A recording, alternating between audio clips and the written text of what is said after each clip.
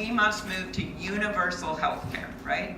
And I am so proud of the work that we did as a party to protect the Affordable Care Act.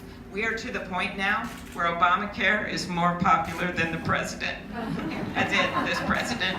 Why is that? Well, people started to realize that it's not just for people that are buy into those exchanges. No. It is also about people who are protected by the provision.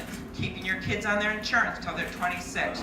I was in a parade in a small town in Minnesota, and this woman is pushing her kid in a stroller, and the child has Down syndrome, and she pointed at him and she said to me, "This is what a pre-existing condition looks like.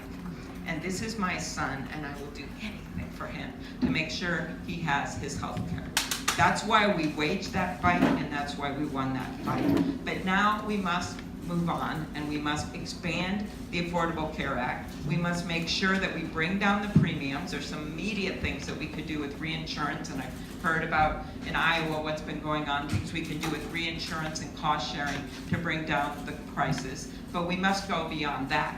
And that is things like taking Medicaid, Medicare, expanding them so that we have more options and bring down the prices for people to buy into. And we must go beyond that and do something about pharmaceuticals. The question was asked about insulin. My guest to the State of the Union was a woman named Cindy Smith Holt. Her son, 26 years old, restaurant manager in the southern suburbs of the Twin Cities.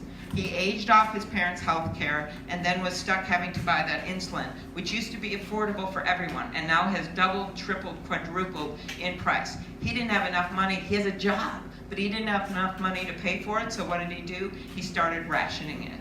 Well, he got the numbers off a little bit because he shouldn't have rationed it, and he died. That happened in America for a simple drug like insulin that has been around for nearly 100 years.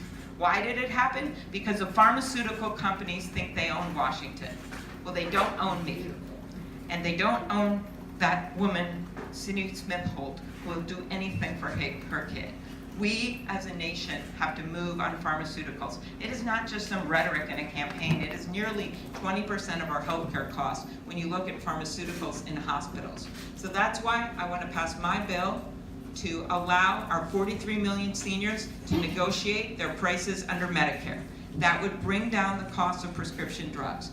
The bill that I had with Senator McCain, which would allow for less expensive drugs to come from places like Canada that have safe drugs. Guess who stood in after my friend Senator McCain sadly died this last year? Chuck Grassley stood in. There you go. So the two of us are carrying that bill to try to bring in less expensive drugs from Canada. Stopping the practice where big pharmaceuticals pay off generics to keep their prices off the market. These are all concrete things we can do to meet the challenges of income inequality and meet the challenges of healthcare.